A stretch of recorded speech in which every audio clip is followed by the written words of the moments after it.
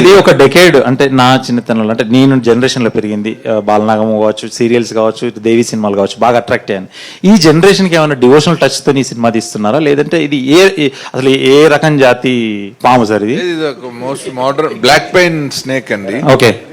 కాకపోతే ఈ సినిమా ఒక మన పాము తాలూకు క్యారెక్టరైజేషన్ తో డిజైన్ చేసిందే కానీ ఆ పాముని ఒక హీరోయిన్ రోల్ లాగా మార్చటము, లేకపోతే ఒక భక్తి ఒక భక్తురాలని హీరోయిన్ భక్తురాలని చేయటం అసలు ఏం లేదు. యాక్చువల్గా ఏంటంటే మన సృష్టిలో నేను కరెక్ట్గా చెప్పాలంటే ఈ సినిమా డబ్బింగ్ వర్షన్ చెక్ చేస్తుంటే వెనకాల మా ప్రొడక్షన్ మేనేజర్ సంపత్ అని నుంచున్నాడు. అలా చూసి బయటకు వస్తుంటే, సార్ సినిమా భలే ఉందండి, నాకు ఒక క్యాప్షన్ తట్టింది అన్నాడు. అంత కరెక్ట్గా చెప్పాడు తను. సినిమాలో వాడలేదు, పబ్లిసిటీలో వాడతాను.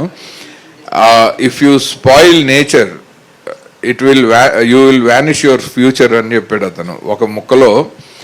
సో నేచర్లో ఉన్న ప్రతి, ఇందాక పద్మ గారు రైట్గా చెప్పారు, ఆ థీమ్ ఆఫ్ దిస్ ఫిలిం ఏంటంటే, సో అది కూడా ఒక ప్రాణి.